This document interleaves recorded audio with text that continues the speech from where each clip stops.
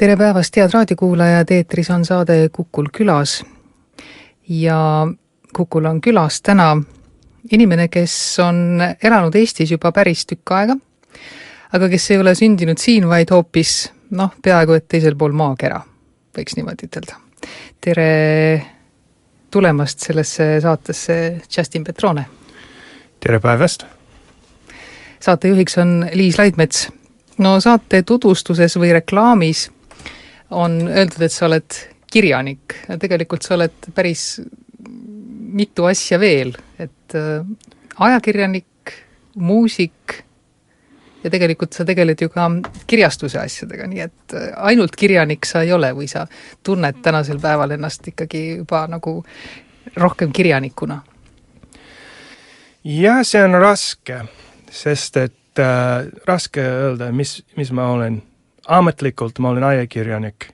Käisin ülikoolis õppida ajakirjandust ja selles mõttes ma olen lihtsalt ajakirjanik. See on, mis see paper ütleb. Aga olen kirjutanud vist 6 raamatut nüüd, siis vist olen ka kirjanik. Aga Eesti kontekstis kirjanikul on sügavam tähendus, et see peaks olema nagu lugupeetud kirjanik midagi. Aga ma olen küll raamatut kirjutanud, siis ma võtan endast nagu kirjanikuks ka. Miks mitte? Ütleme sinu lemmik autorite peale mõeldes Henry Miller on kahtlemata kirjanik, aga mis sa arvad, millal see võiks Tal oli see sama probleem oli, tegelikult. Et teema oli, tegelikult me oleme sarnased selles mõttes, et me oleme New Yorkist, aga tal oli mingi keskealine kriis ja põgenes Euroopasse otsust, et ta oleks kirjanik, et Euroopas saab olla parem kirjanik? Ei olnud täpselt niimoodi, ta oli mingi nagu armastusintriig ja sellepärast läks Pariisisse. Aga ütleme niimoodi, et need teised pärised kirjanikud sel ajal ei võtnud tema väga tõsiselt, muidugi. Aga nüüd me mõtleme, et ta on kirjanik. Klassikaline kirjanik, aga sel ajal ta oli lihtsalt vaine mees, kes kirjutas oma korteris, oma elust. Mis pärast Henry Miller sulle meeldib? See on raske vastada ausalt. Et ütleme niimoodi, et Ameerikas ta on ikka veel nii kuulus inimene, sellepärast, et ta kasutas nii palju rõppsõnu tema raamatus. Ja ta mingi, nagu, kuidas öeldakse, misogynistilised asjad. Võiks öelda ka eesti keeles õigesti. Misogüünsed äkki. Misogüünsed asjad. Aga mina mõtlesin, et issand, see on aus. Et tema ise, see mees, kes kirjutas selle raamatu, ei ole niimoodi. Aga mina küll tunnen mehed, kes mõtlevad niimoodi. Ja lõpuks ometi, et keegi on kirjutanud maha, nagu missugused mehed on tõesti olemas maailmas, kuidas nad nagu mõtlevad. Ja siis see teki mulle rõõmu, et see on aus autor. Et ta ei peeta mitte midagi. Ja siis ta oli nagu vana sõber juba. Kas abielu Marilyn Monroe'ga tema kuulsusele Ameerikas ka kaasa aitas? Ei, see on vale Miller, et see oli Arthur Miller. Arthur Miller, muidugi. Kindlasti Henry Miller oleks väga rõõmas aeg, kui ta Marilyn Monroe abieluks, aga kahjuks ei juhtunud. Aga muidugi sõna Miller, kui lihtsalt öelda Miller, siis inimesed mõtlevad Marilyn Monroe. Nad mõtlevad Arthur Millerist. Ta oli vist rohkem nagu lugupeetud inimene Ameerika kontekstis. Et Henry Miller oli see nagu gangster lõpuni. Isegi kui ta oli, ma ei tea, peaaegu 90 aastat vana, ta oli ikka see, me ütleme, dirty old man, must vana mees või kuidas see purine vana mees. Räpane mees ja neil oli teisel tasemel, ütleme niimoodi. Räägime siis nendest sinu lemmikkirjanikest juba kohe alguses veel. Te ei ole nagu ainuke, aga mul on teised lemmikud. No nimeta veel mõni. Ma tean, et Kerouac on sinu lemmik ajakirjanik siis pigem vist või?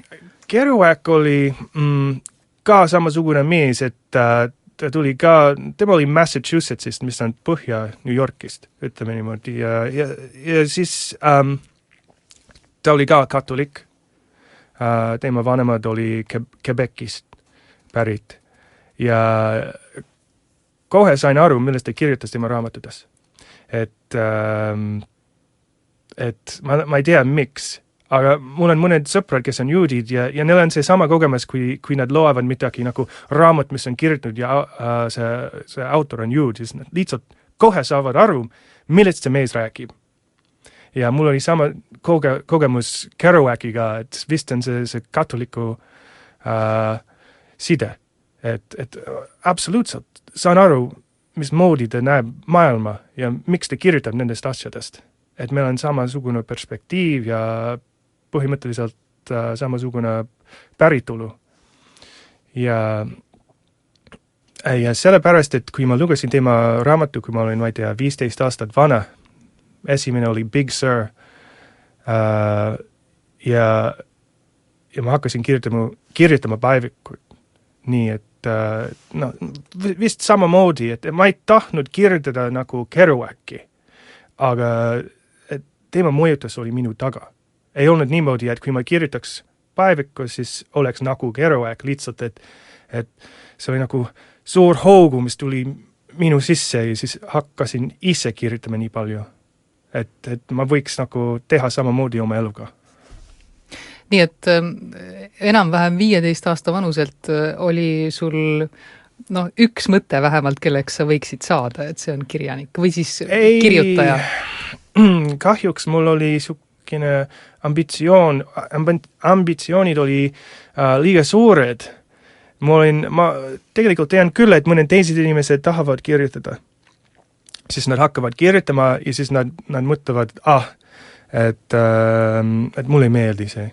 Ja siis nad panevad seda ära ja siis nad lihtsalt enam ei kirjuta. Siis nad mõtlevad, et mina ei saa kirjutada hästi. Ja mul oli see aeg,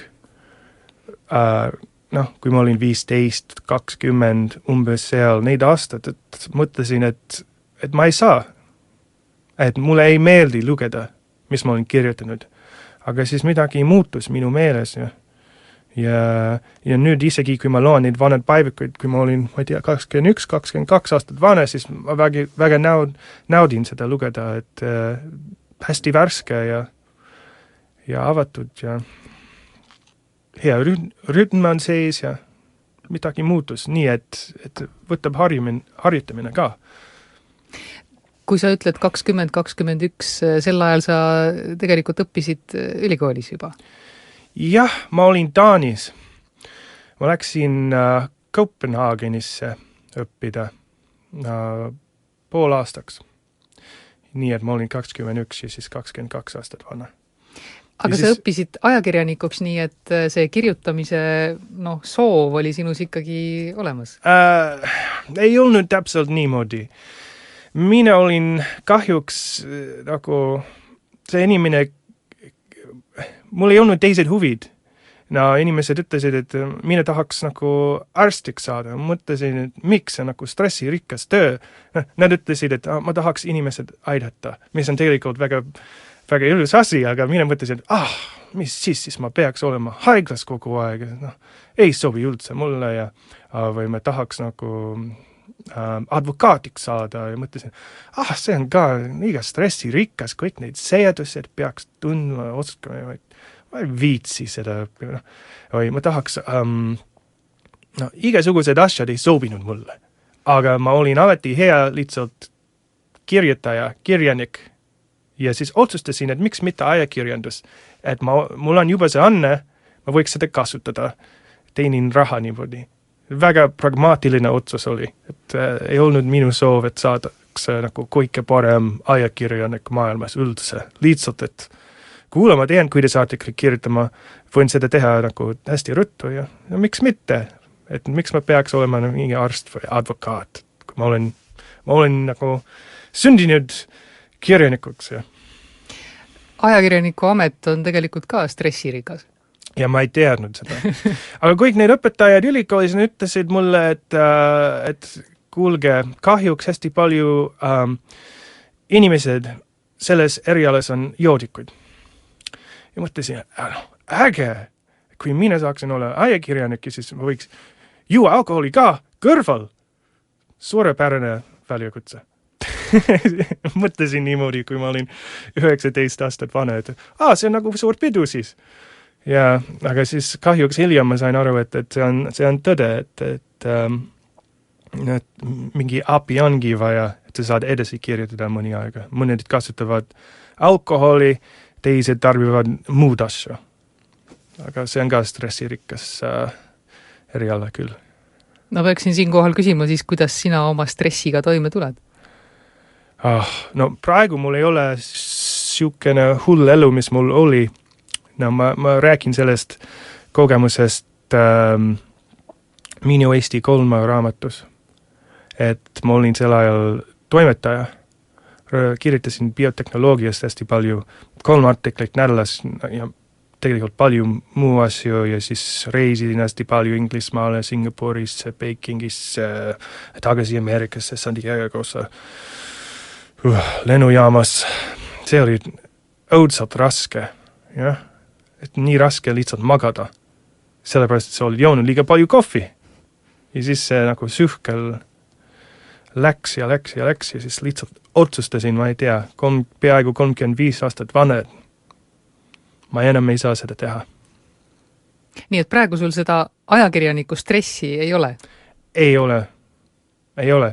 Kuitengi ise ette, kui inimene on ülikoolis, siis teeb igasugused hullud asjad, näiteks uurib nagu terve öö kuskil raamatukogus. Aga kui sa oled juba, ma ei tea, 30 aastat vana, siis mõtled, et mulle see ei tähenda midagi, kui eksam läheb hea või halvaks, et mina lähen lihtsalt magama. Et midagi muutub sinu sees, et ma ei saali, ma ei taha enam. Lihtsalt ei taha. See otsus, et tegeledki ainult kirjutamisega edaspidi. Ütleme, et kirjutadki raamatuid edaspidi. Kui kaua sa niimoodi oled elanud? Et sa ei tee, ütleme, peale kirjutamise mitte ajakirjaniku tööd, aga lihtsalt kirjutad? Kas sa räägid nagu, millal ma otsustasin? Millal sa otsustasid, et sa enam seda ajakirjaniku tööd ei tee? No ma teen edasi. Rahulikult oma ajaga. Mul on tegelikult alati nagu hea tunne, kui ma kirjutan väga hea artiklit. Ja see tuleb välja ja siis ma näen, et see on nagu number 2. Et nii palju inimesi on seda lugenud, siis mul on hea tunne ausalt. Ja ma ei jätta seda tööd nagu maha, et ma mõtlen, et teen seda edasi, aga kirjutan nendest teemadest, mis on mulle huvitavad aga mina arvan, et ajakirjandus toidub tegelikult kirjandus. Kui sa oled, sellepärast saad harjutada kogu aeg, iga päev peaks kirjutama. Ja see on nagu, see aitab lihtsalt. See aitab. Annab sulle musklid, et sa saad kirjutada raamatut. See on niisugune distsipliin ka. Jaa. Et kirjutaja elu ei ole jah selline, et kirjutan siis, kui tahan, et peaks kirjutama kogu aeg. Tein samamoodi ka. Tegelikult selle Eesti 3-ga alguses mõtlesin nagu kunstnikuna, et ma võtan oma aega ja kirjutan seda rahulikult, aga siis tuli tähtaeg nagu ajakirjanduses ja okei, siis teeme kohvi ja tegin just täpselt nagu artikkel, et join kohvi, kõrvaklapp peale ja siis läksin edasi. Lihtsalt kõik, mis tuleb välja ja siis hiljem koristame ja näeme, kas on hea või halb. Ja tegelikult see oli see Jack Kerouaki mütoloogia, kuidas ta kirjutas oma raamatut, et alguses ka ta oli siukene korralik kirjanik, mõtles nagu Thomas Wolfe, et see on väga elegantne kompositsioon ja ma tegelen selle raamatuga paar aastat ja siis ma saadan nagu kirjastusele ja nagu nagu kirjanikud peaks olema. Aga siis midagi muutus ka teema meeles, et mis siis, et ma võtan paar nädalat, kirjutan alla, mis on minu elus toimunud ja siis on raamat. Uus raamat. Ja mõtlesin, et see on tegelikult hea metodoloogia, kui räägitakse kirjutamisest. Et mulle see sobib.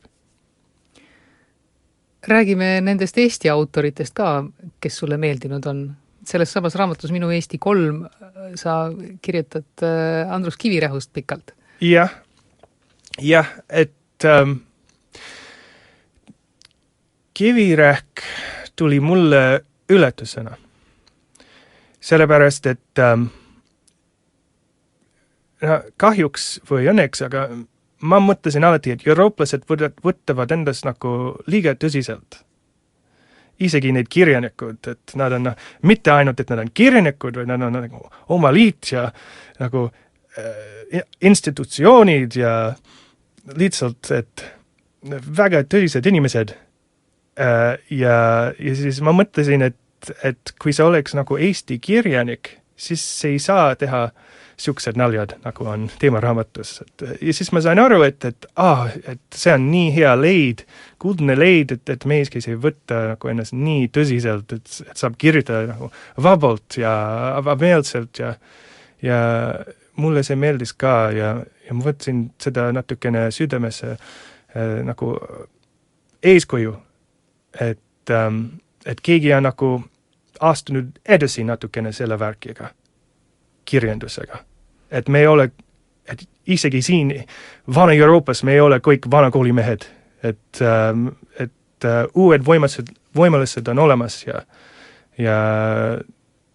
see oli rõõm näha, et inimesed tegeleb selle kirjandusega edasi, et ei ole nagu, et seal on kuju ja peaks kõik inimesed, kes tahavad olla kirjanikud, peaks seda jälgima või võiks teha oma kuju. Sa räägid nüüd Ivan Oravast Kivirähu puhul, aga sa oled teisi raamatuid ka lugenud, tema Kivirähu kirjutatud raamatuid?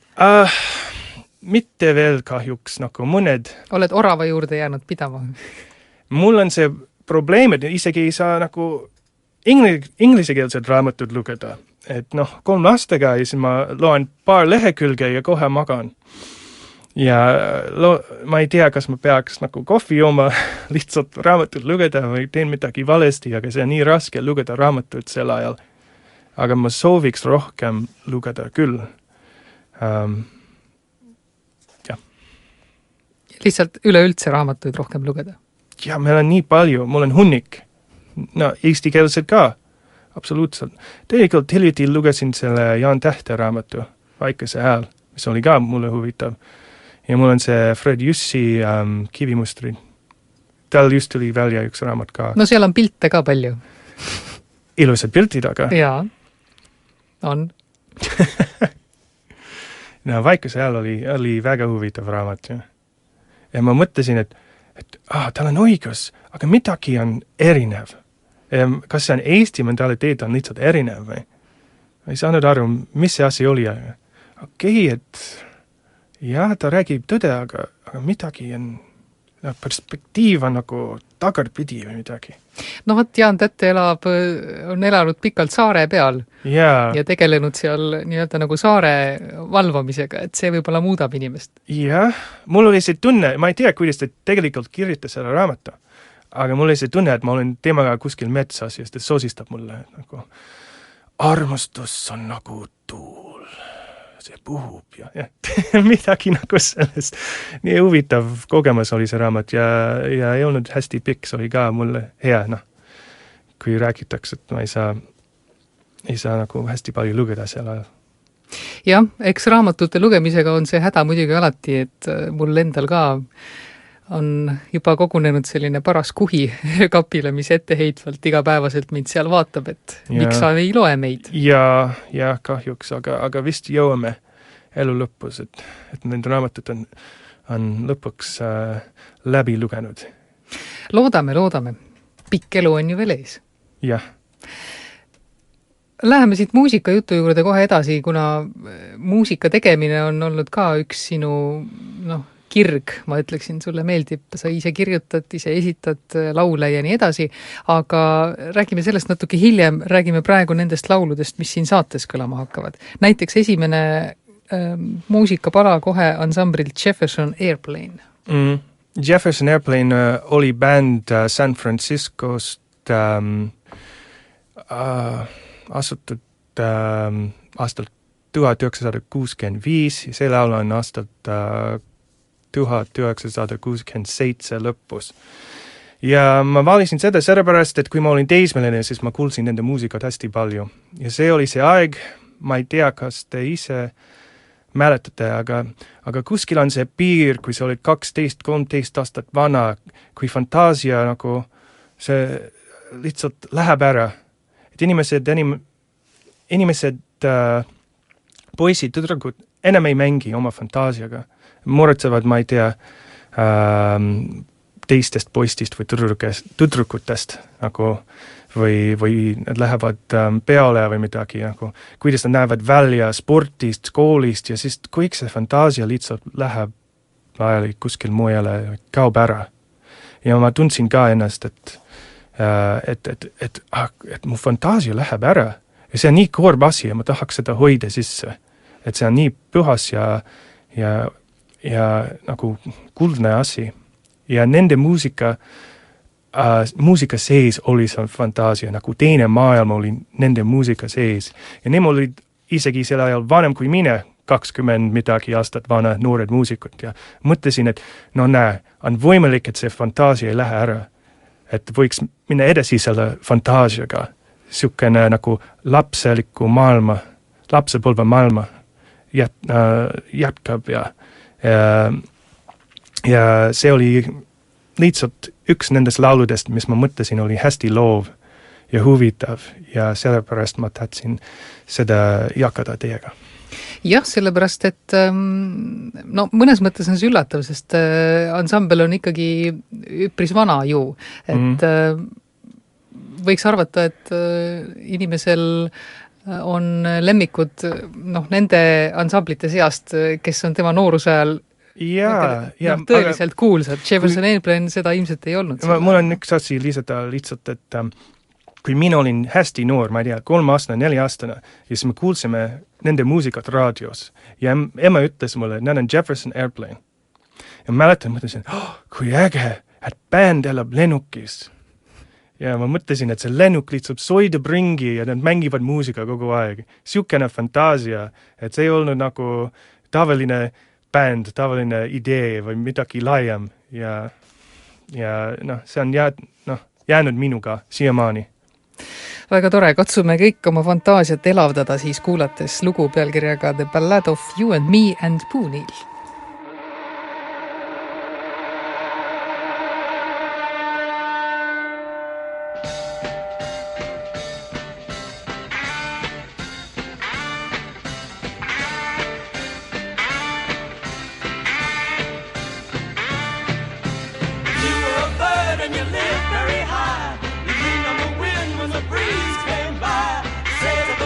As it took you away, that's where I wanted to go today.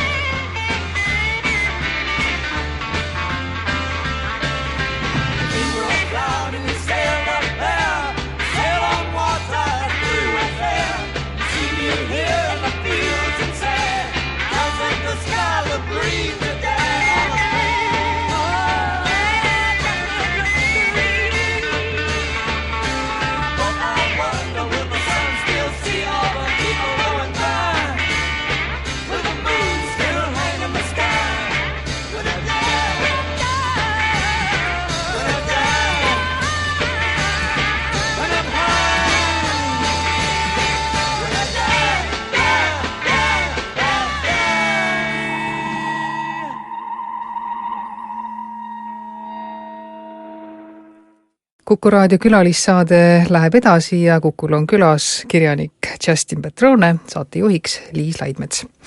Nagu öeldud, oled sa mujalt. Ehk siis... Ma olen muulane. Sa oled muulane, ja. Kui sõnalt võtta, siis sa oled muulane küll, kuigi väga hästi integreerunud Eestisse. Ma ei tea, jah. Ikka paremini kui väga paljud. Aga sündinud oled sa Ameerikas, New Yorgis, või peab seda täpsustama veel? Ma olen rannaku inimene. Idaranniku. Idaranniku inimene, jah. Rannas sündinud. Ütleme, et beach oli lähedal. New York on väga suur linn. Ja, Kus aga kohas... ma ei ole linnast. Ma olen ida. Et kui inimene sõidab vist rongiga või autoga ita, siis jõuab sinna, ma ei tea, võtab tund aega. Ja siis see on nagu hästi palju puid ja liiva. Ja tegelikult, kui inimene on lugenud The Great Gatsby, Suur Gatsby, Scott Fitzgeraldi raamatu, siis ta on kirjutanud sellest kohast, need kohad, Long Islandis, kust ma olen pärit. Nii et ma ei teisata, et ma olen mingi New Yorki linna inimene. Et ma ei ole nii äge. Inimesed mõtlevad, et sa oled New Yorkis, ja mõtlevad, et ma olen, ma ei tea, Manhattanist sündinud või midagi, aga ei ole. Sa ei ole isegi Manhattanil elanud hiljem? Ei ole, meie elasime küll New Yorkis, linnas, aga linn on suur ju. Ja Epp kirjutas sellest kogemusest minu Ameerika 1 ja 2 oli kõik täis selle New Yorki linna kogemusega ja muud kohad ka, aga ja 3 minu Ameerika 3 seal on laiem perspektiiv, San Francisco ja isegi Miami. Ja, aga meie olime sel ajal New Yorkis ja elasime metroos. See tähendab, et tuli palju metrooga sõita? Ja, kell, ma ei tea, 7 midagi hommikul läksin rongi peale ja siis tulin välja seal Kesk-Manhattanis või tegelikult Lõuna-Manhattani saarel ja siis läksin tööle ja siis tuli tagasi õhtul, siis järgmisel hommikul tegi samamoodi.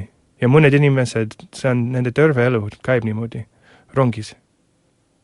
Aga räägime siis lapsepõlvest seal Long Islandil, ehk siis eesti keelde tõlkides on see pikk saar, nii et sa oled tegelikult siis saare peal nagu kasvanud. Ja meil on see saare mentaliteet ka, et kui inimene läheb saarelt välja, siis see natukene see on segadus teiste inimestele, et ta on ära läinud. Miks? Lihtsalt, see on nagu nendele nii imelik, et ta ei ole nagu saarele jäänud ja aga mul on see samasugune mentaliteet ja mul on alati hea tunne, kui ma olen saarel, eriti Eestis nagu Saaremaal, kui ma just käisime Kurresaares ja mul oli absoluutselt hea tunne seal olla Kurresaares. Et ma ei tea, miks midagi, et meri on lähedal või Hiiumaal ka isegi Aigna saar. Jah, ma olen saare inimene. See on sellepärast, et sa oled saare peal nagu kasvanud või? Ma ei ole nagu näiteks Tartus sündinud, et ma ei ole maalt. Et mulle see tekitab mulle mugavust, kui meri on lähedal. Ja ma ei saa seda seletada, aga meil on üks sõber ja tuttav Airi Ellison, kes oli minu Austraalia raamatu autor ja ta on Hiiumaalt pärit ja ta ütles ka, et ta oli samasugused probleemid, kui ta koolis Tartus ülikooli ajal, et midagi on sassi ja midagi teeb mulle natukene stressi, et see meri ei ole lähedal ja ma ei saa seletada, mis see asi on, aga lapsepõlv oli beachil, kaivusin hästi palju, ujusin hästi palju, tean hästi palju nagu sellest elust. Aga kahjuks ma ei ole nagu Eesti maalt pärit, et ma ei oskanud nagu teised asjad, mis oli siin vajalik. Sa mõtled mere ääres elamiseks või üldse? Näiteks mõned asjad on loomulikult nagu eestlastele, kes on maal sündinud, üles kasvanud, mis on mulle täitsa võõrad. Aga võiks rääkida tagurpidi, et mõned asjad on mulle loomulikud, mis ei ole nagu ükskord me käisime ookeani ääres Epuga ja see oli suured lained ja ta lihtsalt nii vabalt astus sisse ja siis ta oli nagu suur üllatus, kui see meri hakkas tema tõmbama välja ja siis ta pidi sellega nagu kaklema natukene ja ma mõtlesin, et ta oli nagu mitte šokeeritud, aga see oli suur üllatus talle. Ma mäletan tema nägu ja ma mõtlesin, loomulikult juhtub, kui sa astub ookeanisse, siuksed asjad, aga ta ei ole ookeanist nagu... Ta enne ei teadnud seda. Jaa, aga et kõik see nagu, aga tema on nagu Karksi-Nüüast pärit ja tema pea on täis selle maausk ja maausk ja oskab hästi palju lihtsalt need tingimused maaelust, mis on mulle täitsa võõrad, nagu heina tegimisest. Mina ei oska mitte midagi heina tegimisest. Tegelikult, aga minu isa oli meil oli paadi omanik, siis ma tean natukene rohkem paadidest ja võiks nagu edasi rääkida sellist erinevustest. Sinu lapsepõlv möödus peamiselt 80ndatel aastatel. Jah. Ma tean, ameeriklased tihtipeale kolivad päris palju, aga kas teie olite sellised paiksed, et elasite ühe ja sama koha peal seal? Meie kolisime, kui ma olin 6 aastat vana, aga ainult pool tundi nagu ära, ütleme niimoodi. Lähedale? 25 miili iita. Ja siis kolisime seal kondis, ma ei tea, 2 või 3 korda leiaks parem maja või parem koht, aga sama koht. Nii et ookean oli ikka lähedal? No muidugi. Alati. Et see on üks asi, mis on nagu ka nii mu ema ja isa sees, et nemad tahaks olla see ookeani juures, ääres. Millega su ema ja isa tegelesid ja tegelevad täna?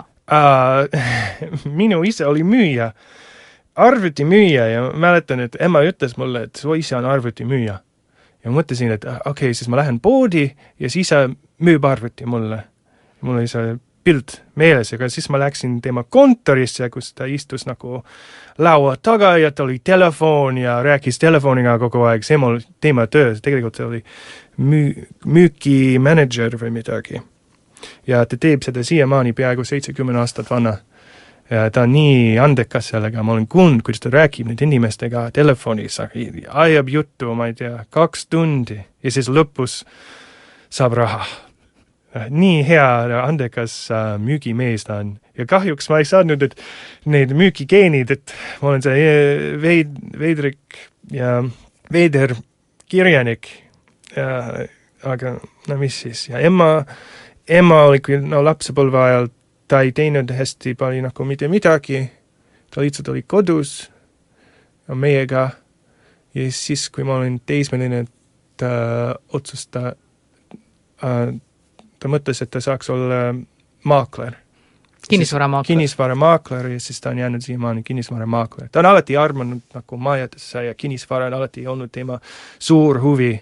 Kui pool minu lapsepõlve oli kuskil nagu, et käisime mingi maja vaatamas. Ei ostnud, aga vaatamas. Igal pool. Vermontis, Pennsylvanias ja iga kord, kui me olime nagu kuskil mujal, siis tuli mingi fantaasia ema meelde, et võiks osta siit maja. Siis läksime sisse ja vaatasime ringi ja ma ei tea, kas oli igav lapsepõlv, aga ma mäletan hästi palju lihtsalt, ma istusin kuskil ja ema ja isa vaatas ringi, et tore maja. Või teine pool lapsepõlv oli kuskil nagu Bauhofis. Ehituspoes, jah. Minu lemmik olid need, tead, kui sa ostad värvid, seal on erinevad paberid, kus on erinevad värvid. Värviproovid või? Need oli minu mänguasjad. Et mul oli hästi palju ja kahjuks 1 või 2 korda joonistas sinna peale ja see tegelikult ei ole lubatud. aga noh, või ma näeks nagu kuskil mujal seal ehituspoes, et see oli erilised värvilised asjad ja mõtlesin, mänguasjad, aga tegelikult oli, ma ei tea, hammerid ja kruvikerjad ja midagi igav. Siukene lapsepõlv. Nojah, aga tegelikult sinu ema nooremas põlves oli ka modell. Ta oligi, jah. Ta oli 60-ndatel modell, see on nii tore näha need vanad pildid, aga ta ei taha sellest ajast rääkida minuga. Miks? Ma ei tea, kas ta häbeneb või midagi. Kahjuks, kui sa oled nagu ilus neiuke, siis see on sinu identiteet, et ta on ilus. Ja mis tähendab ka, et tal ei ole aju. Ja siis see oli vist teema identiteet, et Kristiin, ta on ilus. Ja see on ilus pilt temast. Ja sellepärast ta vist ei taha sellest rääkida, et ta on nagu oma inimene ja ei taha, et inimesed mõtlevad ainult, et ta oli ilus. Ja see on kõik, ta oli modell. Ta oli vist targem. Ja aga 1 või 2 korda midagi tuli nagu välja, nägime James Browni televiisoris ja James Brown, käisime peal temaga. Mõtlesin, millal? Kui ma olin modell. Okei, siis. Igasugused näitajad ka, vanad näitajad. Ma olin peal temaga. Ja mõtlesin, kuidas? Ja siis ta ütles mulle, kui sa oled noor ja ilus, saad käia igal pool. Vist läks niimoodi. Aga täitsa huvitav värk, jah. Ja nüüd mul on need noored ilusad tütred. Ma ei tea, mis on nende tulevik, aga ma tean, et nad on vist uhked, et nende vanema oli modell ja nii tähtis asi. No võib-olla vanaema tüdrukutele räägib rohkem sellest modelli asjandusest. Ma ei tea. See on nende vahel. Mitmenda põlve ameeriklane sa oled? Mingi 4., 5. põlv kindlasti vist või? Ei olegi? Mul on erinevad juured ja nad on kõik nagu saabunud Ameerikasse erinevatel aegadel. No 100 aastat tagasi. See oli, kui minu vanaisa ja mõlemad vanaisad saabusid Ameerikasse, Itaaliast. Ja see on meie kõige tugevam perekonna mõjutus. See on minu perekonna nimi, see on kuidas nagu, ütleme, ma näen välja, see on see kultuur, millesse ma olen sündinud ja siis ma võtan endast nagu üks nendest Itaalia ameeriklased. Sellepärast nad teised juured ei ole nagu nii sügavad, et ma võiks öelda, et mul on mingi, vanasti oli mingi inglane või iirlane või hoopis indiaanlane minu sügavusas, aga nad ei ole mulle kinkinud oskust edasi. Et see on lihtsalt midagi, mis on paberi peal, aga ma saan aru natukene rohkem nendest ja ma uurin oma juureid hästi palju tegelikult.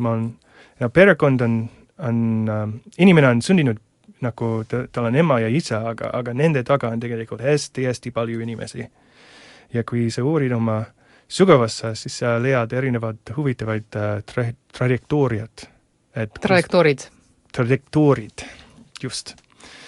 Ja see on olnud mulle väga huvitav näha, kuidas asjad käisid. Ja eriti rõõmus näha, miks nad tulid Ameerikasse. Miks nad tulid? Kui ma käisin seal külas Itaalias, siis nad ütlesid mulle, sinu vanaisa oli see, kes, kuidas öeldakse, Peksis preesterit. Siiamaani nad mäletavad seda. Aga miks sinu vanaisa seda tegi siis?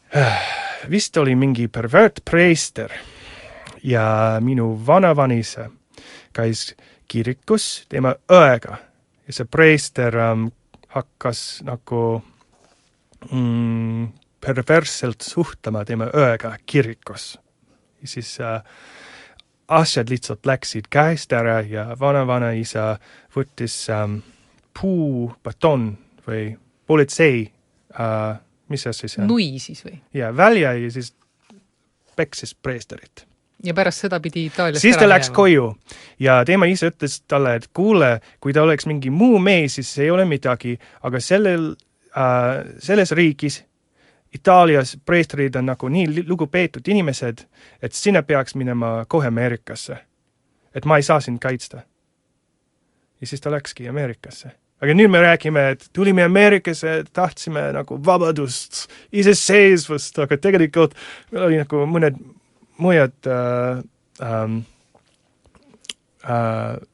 asjad, mis juhtus, et me läksime Ameerikasse ja aga see oli nii huvitav lugu ja ma olin uhke sellest lihtsalt. Emma ütles mulle, et ära jaka selle info sinu vanemaga. Ta sureks kohe ära, kui ta kuuleb seda. Ja mõtlesin, tegelikult ma olen uhke sellest loost, et see nii huvitav lugu. Ja ma ei tea, kas vanaista tegi õigesti või mitte, aga nii huvitav lugu. Ja siis mõlemad vanaisad oli, kuidas öeldakse, kuivseaduse ajal toi alkoholi Ameerikasse sisse. Ja ma olen ka uhke sellest, et Smugeldajad, jah. Nad tõid sisse või nad ise tegid seda? Mõlemad. Vanaisa töö oli, et nad panid kõik pudelid auto taga ja siis vanaisa töö, siis nad panid teki peale ja vanaisa pidi seal istuma. Kui ta oli laps, siis nad sõitavad ringi autoga ja siis kui politseinikud vaatavad, näevad, see on tavaline auto, vaata, seal väike poiss istub seal tagas. Aga tegelikult poissi all oli täis veiniga. Ja see oli nende müük, et kuidas nad said raha ja olen ka sellest uhke, ma ei tea, see on lihtsalt huvitav lugu. Eks see üks maffia värk ikka oli? Mitte päriselt, et nad oli iseseisvam kui maffia. Maffia on rohkem nagu kollektiivne. Nad ei olnud suksed, nad oli minu omad. et tegi oma äri, mitte perekonna ees nagu niimoodi. No selge pilt. Igasuguseid kirjuid ja põnevaid elulugusid. Mina sooviks küll nagu kirjutada. Ma mõtlesin, et see oleks nii äge lasteraamatu smugeldajatest.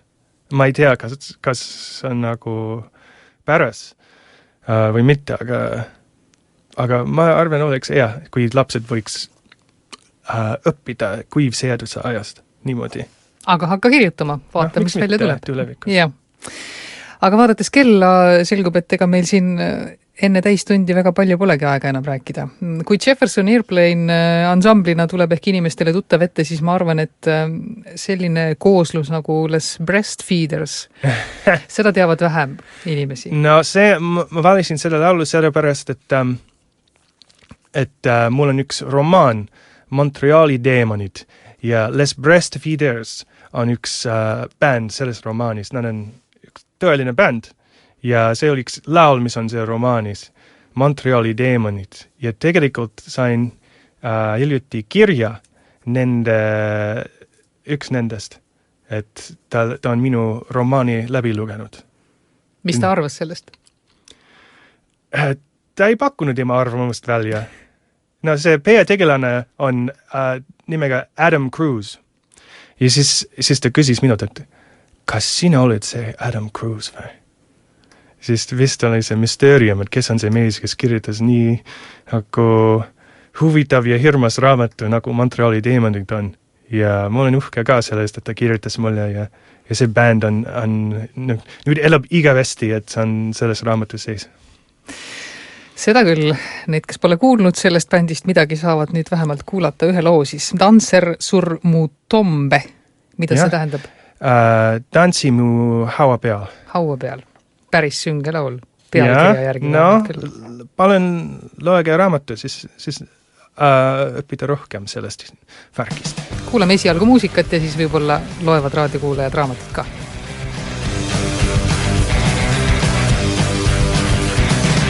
On va prêter tous les talents, le monde sur un plateau d'argent, les masques tombent, l'horizon s'évapore, sur la monnaie de ma pièce de temps, je danse avec les diminués, c'est que je suis prêt à tomber, j'ai déjà dansé sur ma tombe, je n'y retournerai plus, j'ai déjà dansé sur ma tombe, je n'y retournerai plus.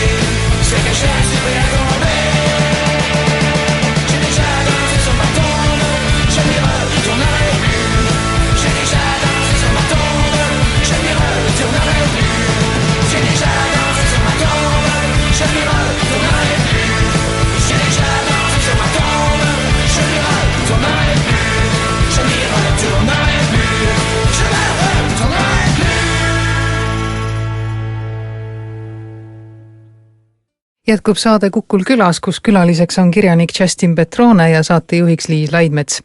Raadiokuulajatele teadmiseks nii palju, kui teil on endal küsimusi, saate helistada telefonil 6214646 või kirjutada meie kodulehel www.kuku.ee, siis saate Kukul külas alla sinna kommentaariumisse ja neid küsimusi katsume siis hiljem küsida. 6214646 või www.kuku.ee. Lugesin ühest sinu intervjuust, Justin, kus küsiti, et millal sa esimest korda midagi Eestist kuulsid. Lugu sellest, kuidas sa ükskord väikese poisina olid haige ja siis su vanaema tõi sulle ühe raamatu, kus räägiti teise maailmasõja lapsepõlvest või lapsed siis rääkisid, kes olid sõja nii-öelda üle elanud. Ja seal oli üks Eesti tüdruku lugu ka ja see oli esimene kord, kui sa midagi Eestist kuulsid. Mäletan seda, jah. Ja siis Eesti tüdruk, ainuke asi, mida ma mäletan sellest loost oli, et tal oli õnne, kui tal oli nohu, sellepärast, et tal oli nagu tähti nine ja siis teema maitsemata supp oli maitsevam, natukene soolasem ja see on jäänud minu meelde, see lugu, et kuidas lapsed mõtlesid sel ajal, sest et neil ei olnud vist palju soole, ei olnud suhkrut ja kui nad said nagu, et kui tal oli nohu, siis oli parem supp. Ja sama supp, aga maitses parem. Jaa, maitses parem, natukene tähtega. Ja. Miks vanaema sellise raamatu sulle tõi lugeda? Tahtis mulle nagu midagi õpetada. Vanema nüüd 90 aastat vana ja elas läbi sellest ajast ja ta oli siukene inimene, kes tähtis mulle õpetada. Õppisid sellest? Ma ei tea. Mida ma peaks siis õppima ainult, et süda on halb. Ja, aga seal oli huvitavad jutud, mõned hirmsad jutud ja see on huvitav, et vanema ei tahtnud mind kaitsta, et mõned vanemad või vanavanemad ei taha, et nemad lapsed õpiks, missugune hirmus maailm see on. Aga mul, selles mõttes ta tahtis näidata, missugune tõeline elu see on, et mis võiks juhtuda sinu elus. Et ise sureb ära, ma ei tea, sõjas või midagi. Siis oli, kahjuks see raamat on ära kadunud, ma ei tea, kus see on praegu. See oligi 30 aastat tagasi, ma ei tea, kuhu see raamat kadus. Aga oli see sul meeles, kui sa kohtasid esimeste eestlastega? Ei, see oli hiljem, kui ma hakkasin mõtlema, et millal oli see esimene kord, kui ma nägin Estoniat, see nimi. Ma ei tea, ma ei mäleta, millest ma mõtlesin Eestist sel ajal. Kui meie olime Taanis, siis küll rääkisime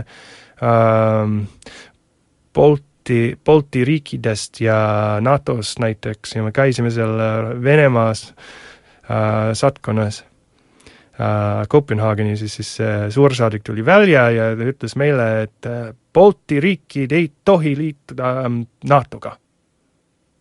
Igavesti. Ja ma mäletan, et ma küsisin, aga miks mitte? Ta oli nii kuri. Ei olnud nagu kõike sõpralikum mees. Mis aasta oli siis? 2001. Jah. Siis varsti liituti ka NATOga? Kindlasti, kui Venemaa ütleb, et ära tee seda, siis muidugi teed seda. See oli nagu paha laps, et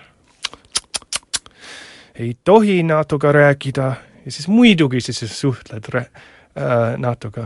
Kui need ütleks, tee, mis sa tahad, see on sinu oma elu, lapsuke. Ja siis asjad on nagu erinevad, siis võib-olla nagu inimesed hakkavad mõtlema, et mul on vabadus, kas me tõesti tahame seda, aga kui nemad oli nii tugevasti selle teema vastu, nii et kindlasti, et see tekkis hirm, et mis on nende tõelised plaanid ja siis astusid kohe NATOsse. Ja sinu isiklikus elus ei läinud kaua aega mööda, kui sa sattusid Soome ja ühtlasi tutvusid oma abikaasaga? Jah, see oli ainult, ma ei tea, 9 kuud või midagi, aga tundus nagu tükk aega. Vist muutusin hästi palju sel ajal. Ainult 9 kuud või midagi või aasta. jah, kohtusime Helsingis august 2002. Ja Eestisse elama tulid sa juba? Jaanuari lõpus 2003. See on tõesti päris kiire. Jah, aga asjad oli nii intensiivsed sel ajal ja näiteks meie rändisime ringi Euroopas. Olime koos Helsingis, aga siis mina tulin Inglismaale. No, see on esimeses raamatus Minu Eesti jõks. Ja Inglismaale ja siis lendasime Inglismaalt. Isegi ei mäleta. Prantsusmaale ja siis rongiga läbi Itaaliasse ja siis Sloveenia, tagasi Itaaliasse, siis lennukiga Iirimaale ja hullelu. See on, no mõne peetuk on olemas reisikirju raamatus, kus ma räägin sellest ajast, kuidas me saime kokku. Ja see on nii hea olla teel, kui sinu tuleviku naisega või mehega, nii et sa õpid nii palju temast, kuidas ta käitub. Kui sa lihtsalt kohtud, ma ei tea, pärast töö ja kuskil kohvikus iga päev vist ei ole samasugune kogemus. Et kohe alguses oli selge, et te saate koos reisida. Ses mõttes, et te sobite niimoodi, et saab head reisikaaslased. Jah, mingi magnet, ma ei tea, mis juhtus.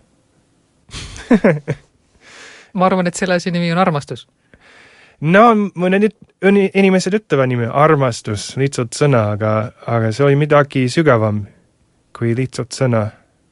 Ma lihtsalt tundsin, et peaks olema koos ja ma mäletan, kui ma lendasin sealt Inglismaalt ära tagasi New Yorkis novembri lõpus, et lihtsalt mõtlesin, et ma ei oska elada selle inimeseta. Võiks nii rääkida sel ajal, et võib-olla teistel on ka see sama kogemus, need vanad paarid, ja lihtsalt peakski olema koos, siis kolisin Tallinnasse, keset talve, jaanuari lõpus, ja Tallinn on nagu see Tallinn, kuhu ma kolisin aastal 2003, ei ole see Tallinn, mis praegu seisab, oli teistsugune linn, ja praegu on parem? Noh, kui räägitaks, nagu, kuidas see näeb välja ja siis jah. Ja, põlvkonnad on ka muutunud. Me olime noored sel ajal ja siis see vanem põlvkond oli ikka veel nii nagu, ütleme, see stalinistlikku põlvkond. Mitte, et nad töötasid Stalinit, vaid lihtsalt nad kasvasid üles selle hirmu all, et ma küsiks nagu Eppu vaniselt, et nagu milline partei sa toetad ja siis ta vaatas mulle nagu see on nagu trikk küsimus. Et ta ei tahtnud mulle ausalt rääkida poliitikast, nii nagu ka kui ta rääkis nagu perekonna loost, ajaloost, siis see oli natukene tagasihoidlikum, sest et vist sel ajal ei saanud nagu nii vabalt rääkida inimestega, mis tõesti mõtled või mis see tõesti juhtus. Ja ainult tuli nagu välja siin ja seal, missugune elu neil oli. Aga nemad on kahjuks nagu ära surnud ja nüüd meil on teine vanem põlvkond ja noored isegi ei mäleta nõukogude aeg üldse. Nad on nagu nii stiilistlikud ja ilusad ja selles mõttes on hea näha neid Tallinnas, aga ikka igatsen see vanne Tallinna, kui see oli natukene asjad oli hallem ja natukene mustem, purisem ja see nagu vana hea Tallinna tunne. Sa oled kirjutanud sellest oma esimeses ja vist ka teises raamatus, esimeses raamatus rohkem, kuidas see esimene elu teil seal Tallinnas nii-öelda oli.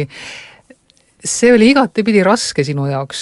Esiteks oli see täiesti uus maa, sa ei osanud eesti keelt rääkida nii palju vähemalt, et saaks vabalt suhelda.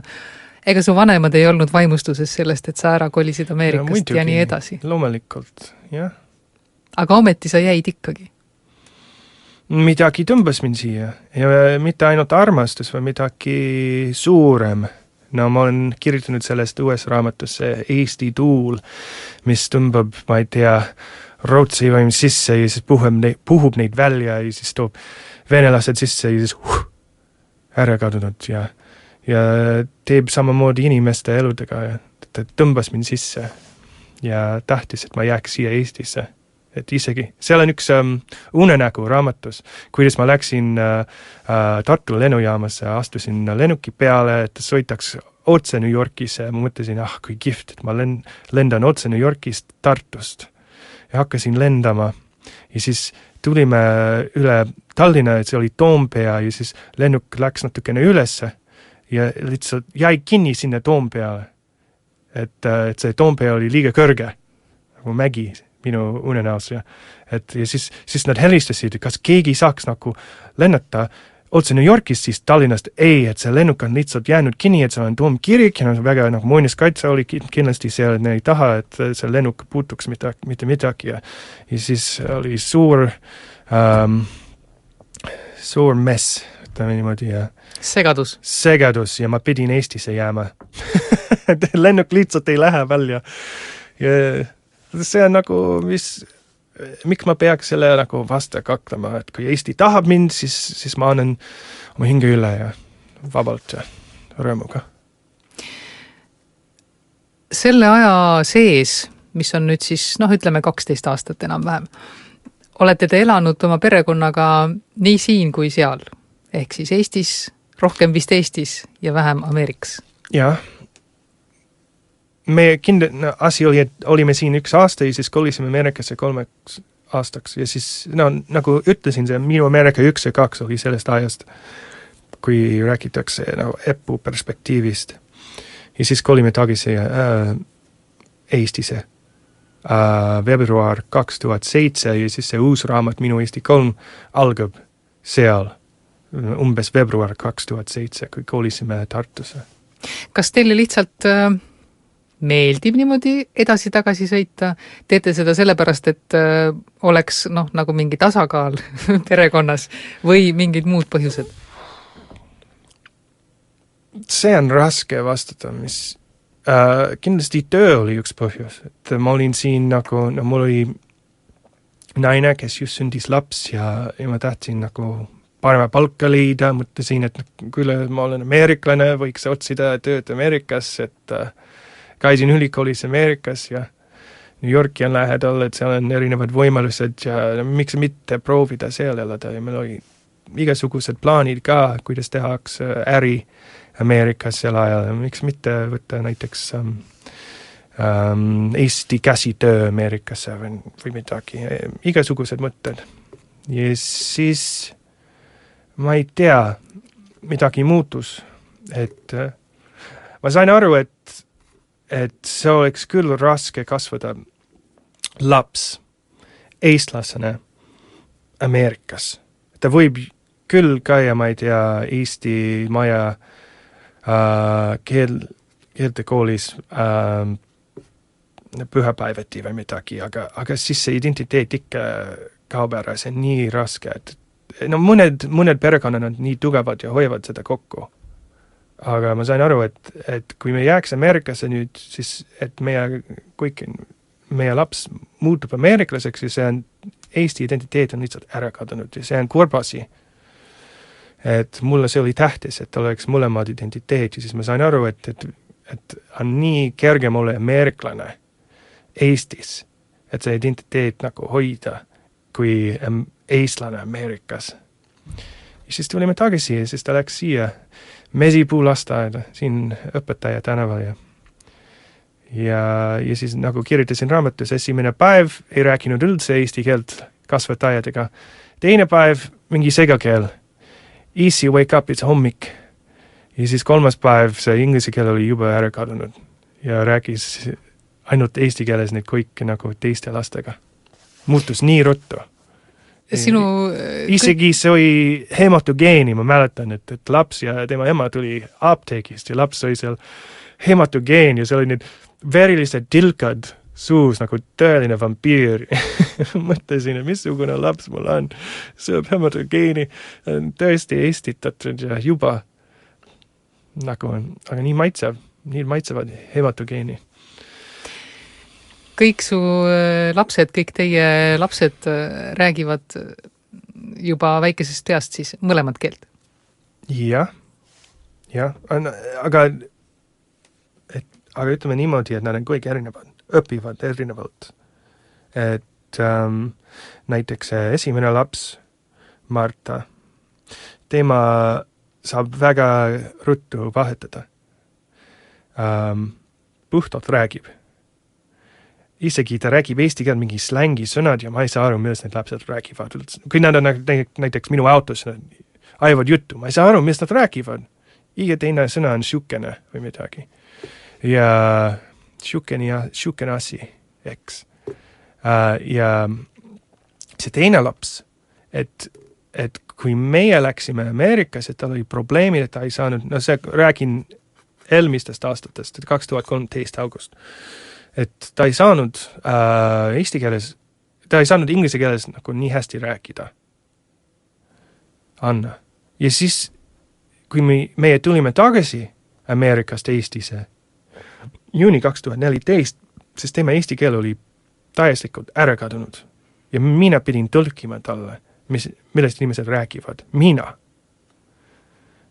Kuidas on võimalik, et sa oled siin sündinud, aga juhtuski niimoodi ja võttes aega, et see eesti keel tuleks tagasi. Ja siiamaani ta kasutab nagu mõned inglisekeelsed sõnad, räägib sega keelt. Ja kolmas on täielikult, ta räägib eesti keelt, ütleme niimoodi, ja nii elegantselt ja ilusalt, ja, sest et tema lapsehoidja Maeli, kes elab Viljandis, on temaga olnud ja nad räägivad samamoodi, et see nagu vana proua keel tuleb tema selle 3-aastase suust välja. Ja nii tore näha ja kuulda, kuidas ta räägib. Ja hiljuti ta on rohkem inglise keeles hakanud minuga rääkima, aga ikkagi segakeel. Raamat Minu Eesti 3 räägibki suuresti Viljandist ja sellest ajast, kui te Viljandis elasite, mis oli ka päris pikk aeg teie kogemust arvestades. 3 aastat, jah. Ja. See raamat muide Rahvaraamatu müügi edetabelis vaatasime just järgi ja on praegu teisel kohal. No, nii et suurepärane. kõik sinu kirjutatud raamatud on vist olnud sellised uskumatu. Populaarsed. Ja ma olen lihtsalt tänulik. Absoluutselt tänulik, et see on ületus mulle, kui esimene tuli välja, et ma lootsin, et keegi, nagu ma ei tea, üks inimene loeks seda ja et nii palju inimesi on läbi lugenud juba. No lihtsalt olen tänulik. Selle raamatuga Minu Eesti oli veel selline tore lugu, et sulle kirjutati ka, ma ei tea, üle maailma võib-olla, kuna see ilmus ka inglise keeles. Yeah. Ja inimesed lugesid seda inglise keeles ja siis kirjutasid sulle, et kuule, ma lugesin. Ja huvitavad, indiaanlased või inimesed Singapurist, Austraaliast, Tšillist tulevad Tallinnasse, ostavad raamatu, lähevad tagasi kodumaale, naudivad raamatu ja siis saatavad mulle kirja. Et inimesed mõtlevad, et raamat on ainult Eestist, vist ainult eestlased või need inimesed, kes on Eestiga seatud, loevad neid raamatu, aga see tegelikult ei ole päris tõde, et igasugused inimesed loevad seda raamatu. Ja see on uskumatu näha, mis on juhtunud selle raamatuga. Raamatul on oma elu ja aga see Minu Eesti 3, ma ütlesin sulle enne ka, et võrreldes 2 eelmisega on see palju kuidagi tõsisem. Jah, minu mõte alguses oli, missugune raamat ma kirjutan, nagu teised ei. Tahaks midagi sügavam kirjutada.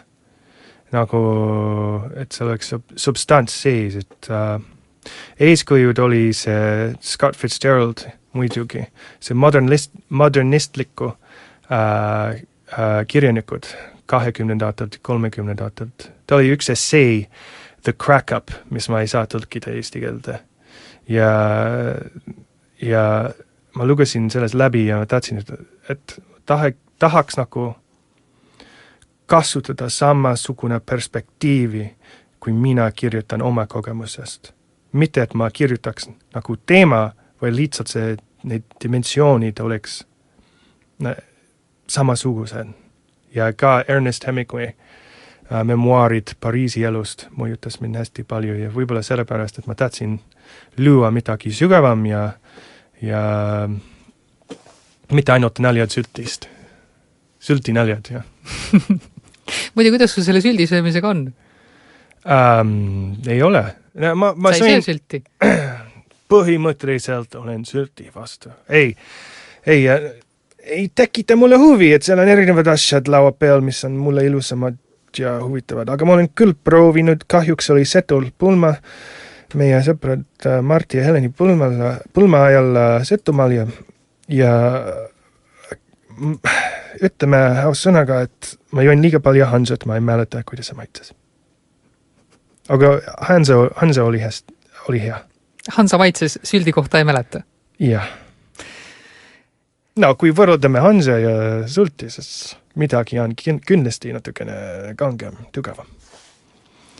Aga Viljandist veel rääkides, siis Viljandi linn tegelikult sinule istus. Terve see Minu Eesti 3 on põhimõtteliselt jutt sellest, kuidas sulle meeldib Viljandi, kui niimoodi üldistada. Seal on hästi palju Tartust ka. Jaa, aga Viljandi on kuidagi nagu sümpaatsem. Jaa, Tartu on suurem ja Tartus võiks kirjutada nagu hea peatüki Julius Kuperjanovi hauast. See on ainult üks koht Tartus, aga sügavam ja näiteks see peatükk meeldib nagu hästi palju inimestele. Nad on öelnud mulle, et see nii lahe, see Julius Kuperjanovi haua peatükk. Aga sul on õigus, et Viljandi on vist sümpaatne koht. Meie järgmine muusikapala on ka Viljandiga seotud. Ehk siis see ansambel, mis laulma hakkab Naised köögis. See nii-öelda nagu kogunes seal mitte teie akna all just, aga seal samas lähedal. Ja, nemad tegin muusika video meie vanas korteris ja nad olid kõik meie naabrid ja alguses ma mõtlesin, et see on nagu lihtsalt hobi, aga siis ma nägin, kuidas see kasvas, see bänd. Ja neil on tegelikult palju head laulud ja ma pidin valima üks nendest ja ma valisin seda. Lihtsalt, et see oli nii naljakas ja sain vist natukene paremini aru, millest nad laulavad. Ehk siis Naised köögis on ansambli nimi ja laulu pealkiri on Süüdimatu Julius. Süüdimatu Julius, jah.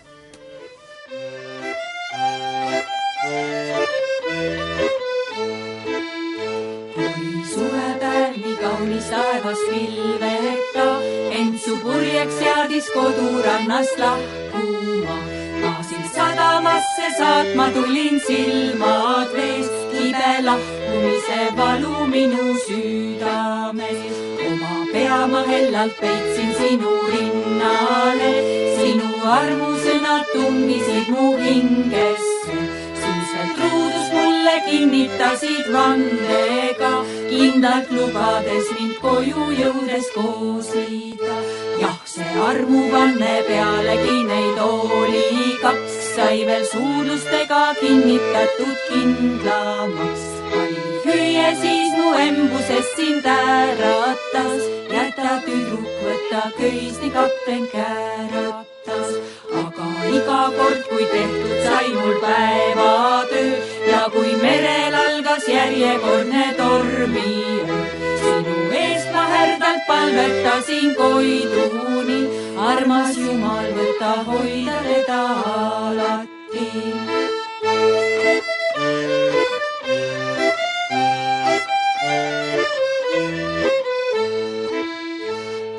Barcelonast kaardi sain, siis lasksin ma selle kullast sepal linnas ära raamida.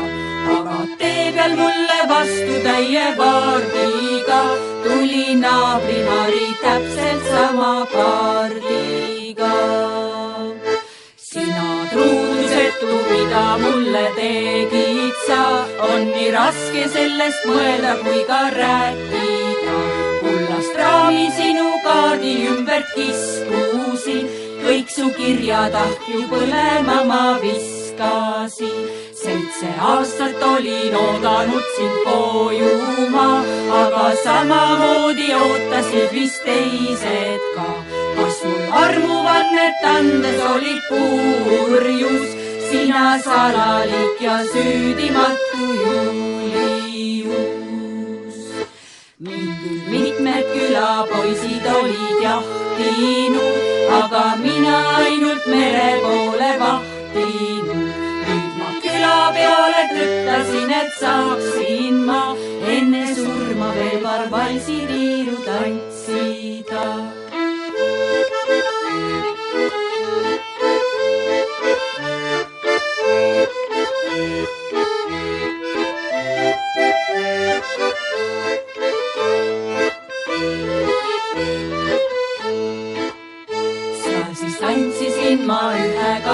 teisega, püüdes unustada, mida mulle tegid sa. Kuni äkki talges ülikonnas minu ees seisis naaberküla karskusseltsi esimees. Ei ta proovinudki enne mulle anda suud, kui on abielu randa jõudnud kanda mu.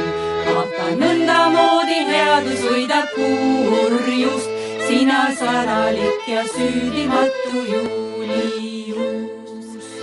Tean, et sinu moodi meremehe armastus ootva naised Narvas, Viibulis ja Tarvastus.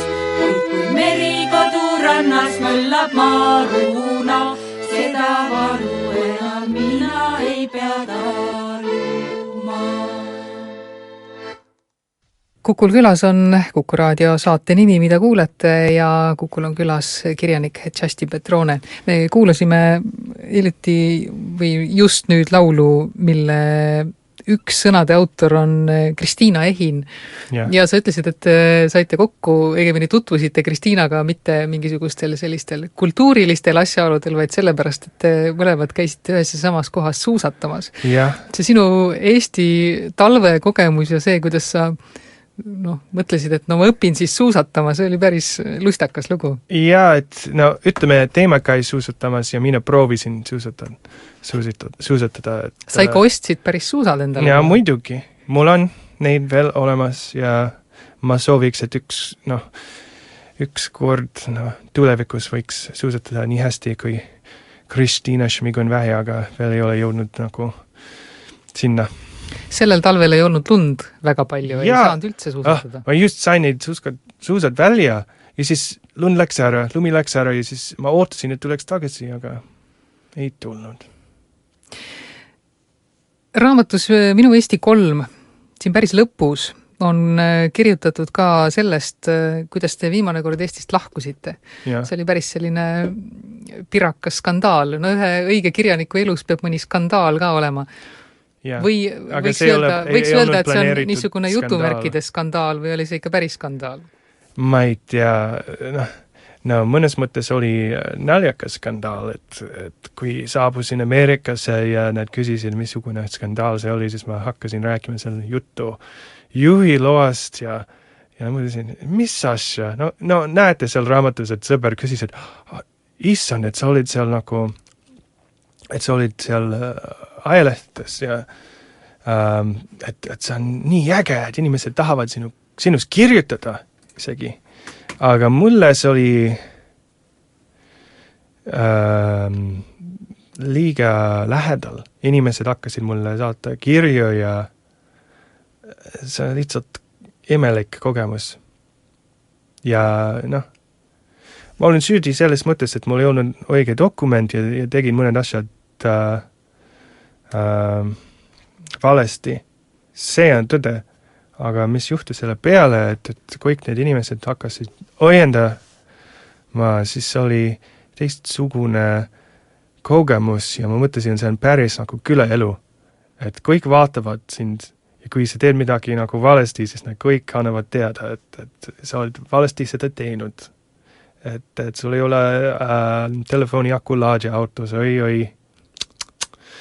Ja siuksed asjad ja siis valutas küll natukene, ja siis otsus, meil oli erinevad põhjused, miks me läksime tagasi Ameerikasse, aga see oli vist viimane tilk pangas. Ja.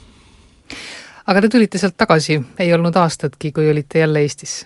Jah, tulime tagasi, jah. Juhiload on nüüd õiged sul? Meil on dokumentid olemas ja ma loodan, et mu telefoni aku on laaditud praegu ja loodan, et kõik korras ja sõidan rahulikult. Aga võib öelda, et Eesti näitas oma niisugust, teist palet sulle siis sellel momendil või? Jaa.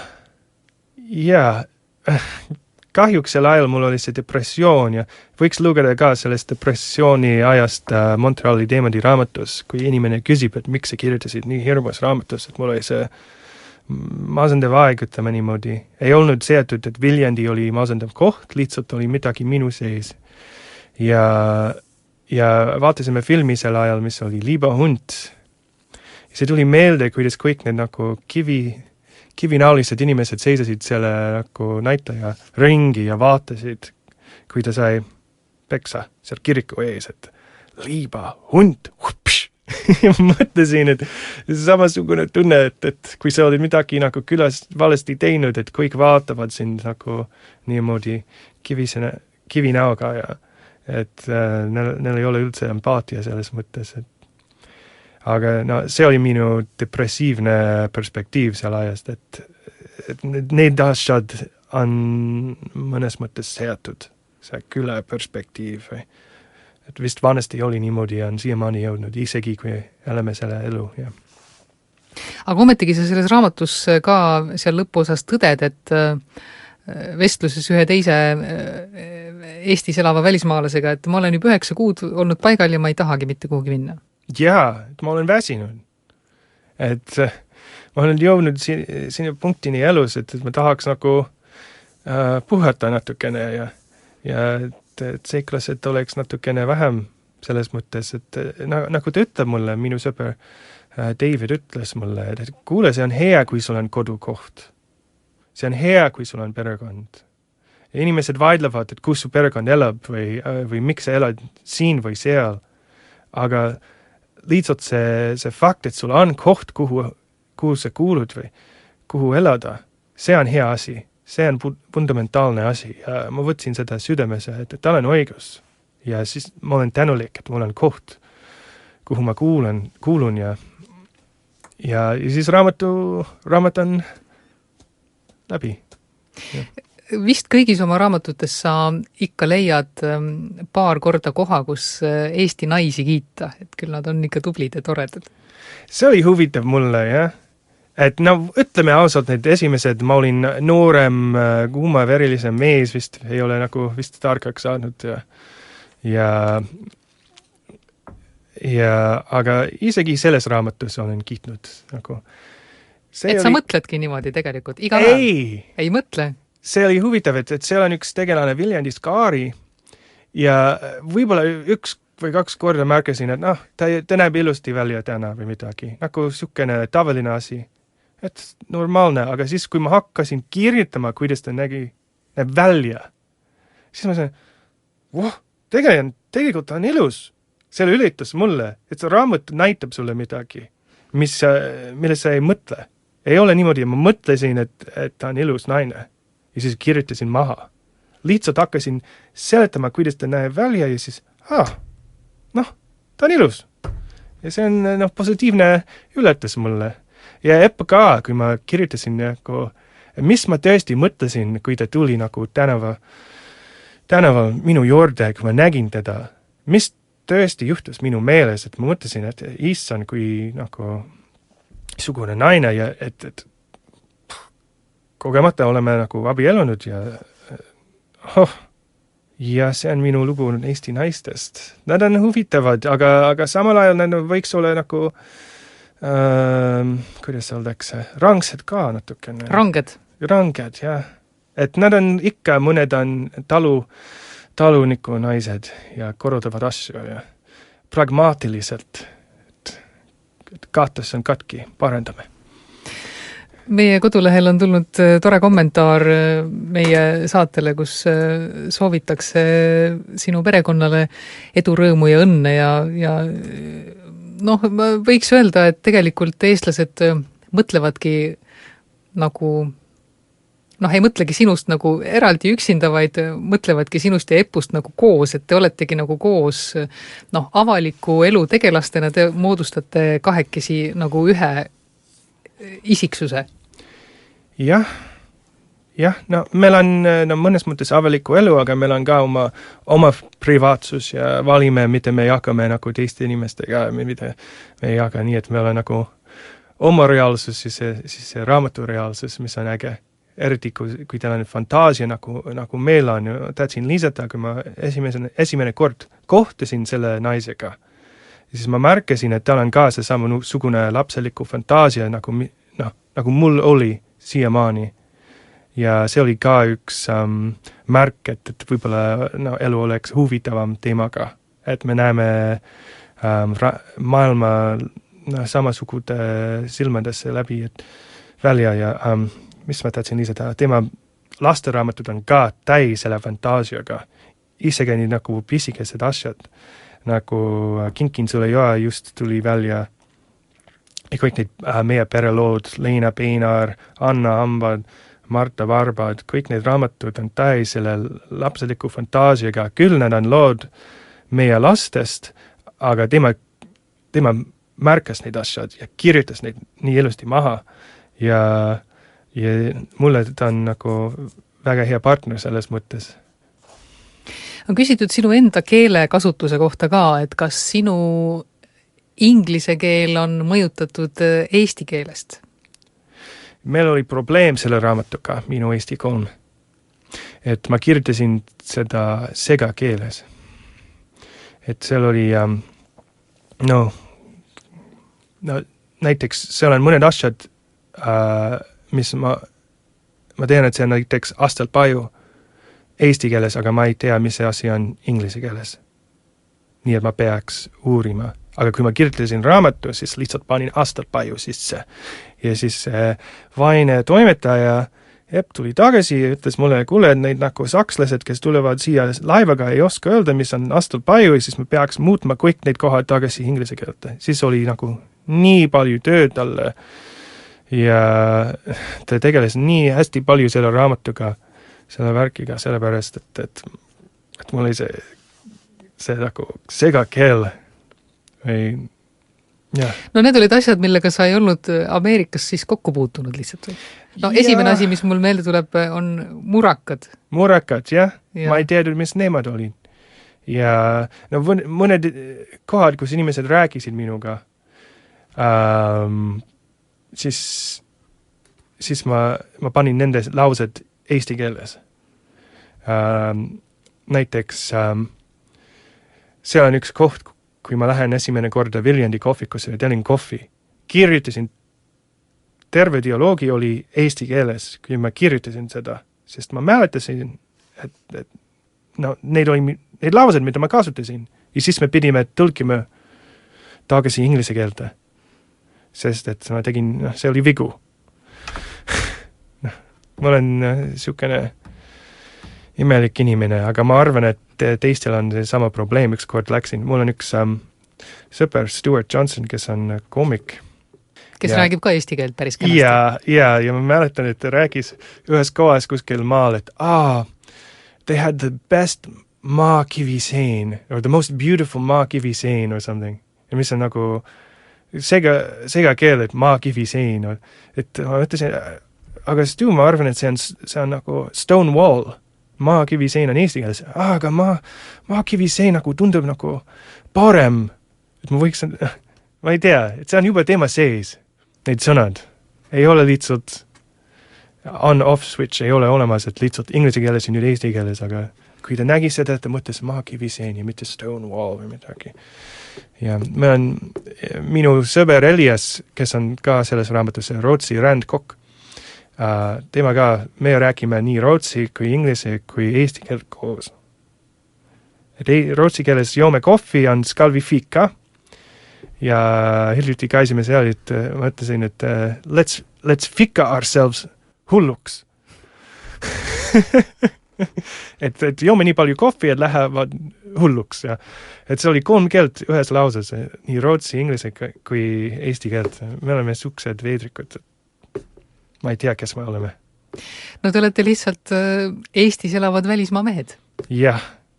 See Eestis elavate välismaa meeste niisugune identiteedi küsimus on ka sinu raamatutes sees. Ja see identiteedi kriis, kes ma olen ja näiteks mul on see reegel kodus, et lapsed ei saa pasta süüa ketchupiga. Kindel reegel.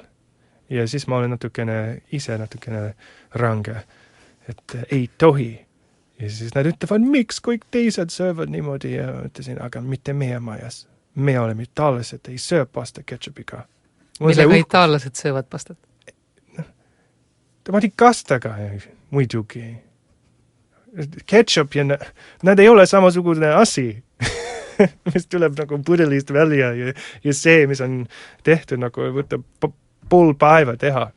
Ja lihtsalt siis lõpus vaine eestlane võtab ketšupit ja paneb peale. Kujutage ette, eestlane sööks nagu kodus tehtud verevorst ketšupiga. Ma ei tea. Süüakse küll. Ma ei tea. Või midagi muu. Maapähkli võiga. Ma ei tea, kui palju eestlased maapähkli võid söövad. Ma ei tea. Lihtsalt see nagu üks viimane asi, et lapsed sööks nagu korralikku Itaalia toitu ja see on mulle tähtis. Võib-olla nendele ei ole midagi. Võib-olla maitseb väga hästi, aga mulle see oli tähtis. Ja Sina ei ole kunagi söönud pastat ketšupiga? Absoluutselt mitte. Ja kui ma rääkisin oma sugulastega Itaalias sellest ka, nad peaaegu oksendasid, et mis asja? Mida need? Sest et toit on meile see puhas asi ja see nagu ei näita respekti toitule, et kui sa paned mingi kondiment peale nagu ketšupid. See on see mentaliteet, meil on kõik see oma mentaliteet ja aga see identiteeti küsimus ongi suur, kui sa oled välismaalane Eestis. Kui sa lähed Ameerikasse, vist on kergem. Me oleme lihtsalt Ameerikas ja nii tavaline asi, kõik muutub ameeriklaseks. Aga Eestis on natukene teistmoodi küll. Ja. Kuidas sinu kogemused saunaga on? Just käisin hiljuti minu sõpra Silveriga saunasin Tartus ja siis märkasin, et mehed oli kohe paljas ja hüppasid jõkke. Ma mõtlesin, okei. Here we go. Tegid ära? Ja, ma võtsin riideid lahti, et ära ja mõtlesin, et tegelikult selles mõttes, et ma ei häbene üldse. Aga ma mäletan alguses, kui ma mõtlesin, okei, nüüd ma peaks olema paljas nagu kõik teised. Hea küll. Võttes natukene energia, nüüd on nagu normaalne asi, et ma seisan siin toas, seal on 10 meest ja seal oleme kõik paljad. Normaalne. Aga siis, kui peaks hüppama jõkke, mis on päriselt külm. Mul oli see tunne, et ma olin seal nagu laeval kuskil nagu Gröönimaa juures ja siis ma kukkusin vette. Et see on nii külm, et varsti suren ära. Aga õnneks oli redel, ma tulin välja. Aga nemad tegid seda rõõmuga, et mõtlesin, et nii metsikud mehed. Ja ma olin natukene kade ka, et kust see, kas on jõnn õige sõna või sisu tuleb, et saavad nii vabalt hüppata jääkülma jõkke. 30 aastat harjutamist on selle asja nimi. Võib-olla nende kehad on ka teistsugused. 5000 aastat harjutamist. Ja pealegi ega juunikuus ei ole nii Nautsin seda, aga see valutab. Ütleme niimoodi. Kui sa oled saunas ja mees viskab leili ja teeb leili, see valutab küll. Ja. Aga ma teen seda. Ja siis pärast, siis sul on see hea tunne, et sauna oli nii mõnus, aga kui sa oled sauna sees, natukene raskem. Siin vastus siis kõikide kuulajate küsimustele, et kuidas moodi ameeriklane Eestis saunas käib küll, isegi jõkke hüppab. Ma teen neid asjad, aga mitte nii metsikult ja vabalt nagu pärised Eesti mehed. Kahjuks me väga pikalt enam rääkida ei saa, sellepärast et meie saade lõpeb kohe ära. Aga üks väga tähtis tegelane terve sinu selles Eesti elus on tegelikult hoopis kaugemalt pärit ja see on Björk. Jah. Sa saad nüüd paari minuti jooksul seletada, miks Björk on sinu elu mõjutanud? Ma arvan, et teema oli kuulus, kui ma olin teismeline juba, see nagu Sugar Cubesiga. Ja see oli see aeg, kui ma olin noor mees ja ma otsesin ringi, et mis on naine, mis naine võiks olla. Ja ta oli nii sympaatne, vabameelne, loov, ja ilus ka inimene omas mõttes. Ei olnud mingi modell, aga ma arvan, et põhimõtteliselt kõik mehed noogutaks ja ütleks, et küll ta on ilus naine ja teistsugune ja ma mõtlesin, et ta on nagu ideaalne naine mulle selles mõttes, kui räägitaks teismeline poiss kuskil Ameerikas, näed, ma ei tea, cheerleadersid kuskil telekas või Pamela Anderson ja siis on no, teistsugune, tark, loov inimene. Ja see oli, mul oli intriig, et missugused inimesed need põhjamaalased küll on, et kust nad tulevad ja kas nende elud on teistsugused ja sel ajal umbes mul oli ka see asi koolis, ma pidin kirjutama Islandist, mina tahtsin mingi muu maa, huvitava maa ja siis nad andsid mulle Islandi. Ma mõtlesin, mis asja, Island, nii igav ja siis ma hakkasin lugema nende elust ja need metsikud põhja barbari elust, vikingide elust ja nii teistsugused inimesed. Ja see on jäänud minu südamesse siiamaani ja see huvi, et ja sellepärast ma vist siiamaani nagu armastan tema muusikat, et see annab mulle jõud, et teeme oma asju, et ei peaks olema nagu kõik teised. Nagu tema on elanud tema elu, et isegi kui ta on mingi katastroofiline punkt tema elukriis, mis ta teeb muusikat. Ja see mul on hea lahendus. Ansambel Sugar Cubes meie saadet lõpetab. Aitäh, Justin, et tulid ja meiega oma elu jagasid.